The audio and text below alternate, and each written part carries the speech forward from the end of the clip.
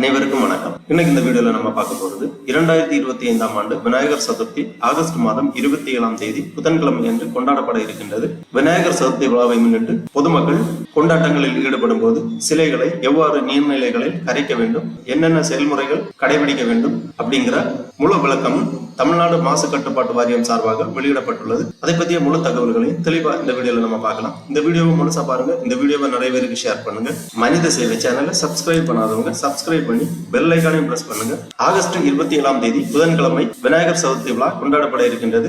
விநாயகர் சதுர்த்தி விழா கொண்டாட்டத்தின் போது விநாயகர் சிலைகளை நீர்நிலைகளில் எவ்வாறு கரைக்க வேண்டும், எங்கெங்கு கரைக்க வேண்டும் அப்படிங்கிற முழு வழிகாட்டு நெறிமுறைகளை தமிழ்நாடு மாசு கட்டுப்பாட்டு வாரியம் வெளியிட்டுள்ளது. அதை குறித்த ஒரு செய்தி குறிப்பை நம்ம பார்க்கலாம். விநாயகர் சிலைகளை நீர்நிலைகளில் கரைப்பதற்கான வழிமுறைகள். சுற்றுச்சூழலை பாதுகாப்பதில் தொன்று தொட்டு சிறந்த மாநிலமாக தமிழகம் விளங்கி வருகிறது. சுற்றுச்சூழல் பாதுகாப்பில் மக்களாகிய நமக்கு மிகப்பெரிய கடமை இருக்கிறது. நீர்நிலைகள், அதாவது கடல், ஆறு, ஏரி மற்றும் குளம் நமக்கு குடிநீர் ஆதாரத்தை தருகிறது. நீர்நிலைகளை பாதுகாக்கும் வகையில் வருகிற விநாயகர் சதுர்த்தி விழாவினை கொண்டாடும் போது விநாயகர் சிலைகளை நீர்நிலைகளில் கரைப்பதற்கான மத்திய மாசு கட்டுப்பாட்டு வாரிய வழிகாட்டுதல்களின்படி www.tnpcb.gov.in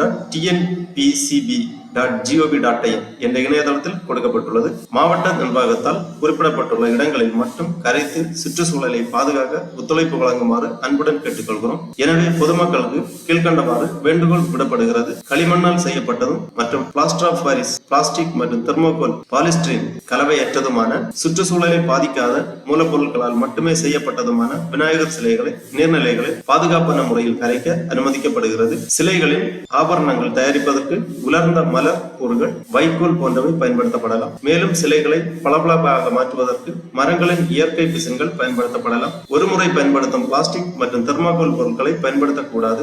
நீர்நிலைகள் மாசுபடுவதை தடுக்கும் பொருட்டு வைக்கோல் போன்ற சுற்றுச்சூழலுக்கு உகந்த பொருட்கள் மட்டுமே சிலைகள் தயாரிக்க அல்லது சிலைகள் பந்தல்களை அலங்கரிக்க பயன்படுத்த வேண்டும். சிலைகளுக்கு வர்ணம் பூசுவதற்கு நச்சு மற்றும் மக்காத ரசாயனம், எண்ணெய் வண்ண பூச்சுக்களை கண்டிப்பாக பயன்படுத்தக்கூடாது. சிலைகளின் மீது எனாமல் மற்றும் செயற்கை சாயத்தை அடிப்படையாக கொண்ட வண்ணப்பூச்சுகளை பயன்படுத்தக்கூடாது. மாற்றாக சுற்றுச்சூழலுக்கு உகந்த நீர் சார்ந்த மக்கக்கூடிய நச்சு கலப்பற்ற இயற்கை சாயங்கள் மட்டுமே பயன்படுத்தப்பட வேண்டும். சிலைகளை அழகுபடுத்த வண்ணப்பூச்சுக்கள் மற்றும் புற நச்சு ரசாயனங்கள் கொண்ட பொருட்களுக்கு பதிலாக இயற்கை பொருட்கள் மற்றும் இயற்கை சாயங்களால் செய்யப்பட்ட அலங்கார ஆடைகளை மட்டுமே பயன்படுத்தப்பட வேண்டும். விநாயகர் சிலைகளை மாவட்ட நிர்வாகத்தினால் குறிப்பிடப்பட்டுள்ள இடங்களில் மட்டும் மத்திய மாசு கட்டுப்பாட்டு வாரியத்தின் விதிமுறைகளின்படி கரைக்க வேண்டும். விநாயகர் சதுர்த்தி விழாவினை சுற்றுச்சூழலை பாதிக்காதவாறு கொண்டாடும்படி பொதுமக்கள் கேட்டுக் கொள்ளப்படுகிறார்கள். மாவட்ட ஆட்சியர், காவல்துறை கண்காணிப்பாளர் மற்றும் மாவட்ட சுற்றுச்சூழல் பொறியாளர், தமிழ்நாடு மாசு கட்டுப்பாட்டு வாரியம் ஆகியோரை மேலும் விவரங்களுக்கு அணுகலாம். இவ்வாறு தமிழ்நாடு மாசு கட்டுப்பாட்டு வாரியம் சார்பாக